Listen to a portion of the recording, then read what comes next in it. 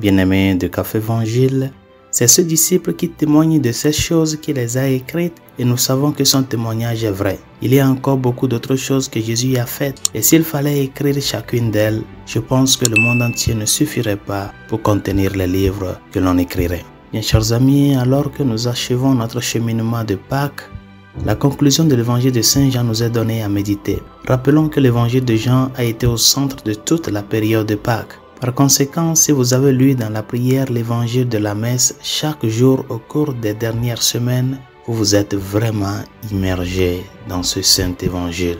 L'évangile de Saint Jean est très différent des trois autres évangiles synoptiques. Le langage de Jean est mystique et symbolique. Jean présente les 7 miracles comme les 7 signes qui révèlent la divinité de Jésus. Jésus est identifié comme « Je suis, le Fils du Père, la vigne, le pain de vie, la lumière du monde, le Verbe éternel et bien d'autres choses encore. » Jean désigne la crucifixion comme l'heure de la gloire de Jésus au cours de laquelle il occupe son trône sur la croix pour le salut du monde. L'enseignement de Jean sur l'Eucharistie est vraiment profond. Saint Jean déclare que la raison pour laquelle il a écrit son évangile est que vous croyez que Jésus est le Messie, le Fils de Dieu, et que par cette croyance, vous ayez la vie en son nom. Jean a clairement aimé le Seigneur et l'a compris non seulement par des expériences personnelles lorsque Jésus était vivant sur terre, mais aussi par un profond niveau de prière dans les dernières années de sa vie.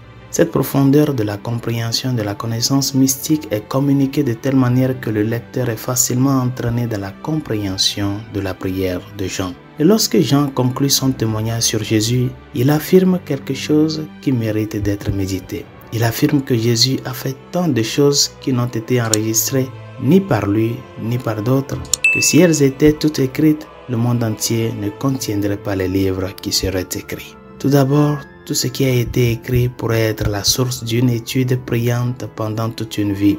L'évangile de Saint Jean à lui seul ne pourra jamais épuiser son sens. Mais considérez ensuite cette dernière ligne de l'évangile de Jean et essayez de la prendre au pied de la lettre pendant un moment. Si cette affirmation était littéralement vraie, à savoir que le monde entier ne pourrait pas contenir les livres qui relateraient tout ce que Jésus a fait, alors ce fait devrait nous laisser dans une sainte crainte. En fait, la raison pour laquelle cela doit être vrai est que ce que Jésus a fait dans chaque esprit et chaque cœur qu'il a touché est vraiment indescriptible.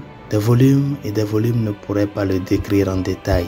Son action divine de sauver les âmes, d'arracher les gens au péché et à la mort, et de les orienter vers la vie éternelle est plus que ce que nos faibles esprits peuvent pleinement comprendre. Résolution de ce jour. Nous arrivons à la fin du temps de Pâques.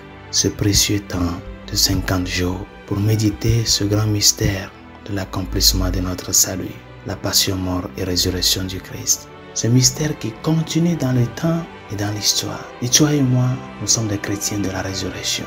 Et n'oublie pas, tu ne peux pas parvenir à la résurrection si tu ne passes pas par la croix, par les souffrances de la vie, qui sont l'un des chemins essentiels et obligatoires à passer pour nous purifier, pour purifier nos désirs, pour purifier notre intention, pour purifier notre amour. Évalue ce temps de Pâques que tu as vécu cette année. Qu'est-ce que la lumière de la résurrection a apporté dans ta vie cette année?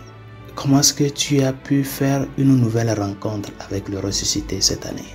Et comment cette nouvelle rencontre avec le ressuscité peut t'aider à grandir et à croître dans cette confiance certaine et sûre qu'il est le Seigneur de l'histoire. Demande-lui de t'aider sur le chemin chrétien, ce chemin que lui-même il a tracé pour toi.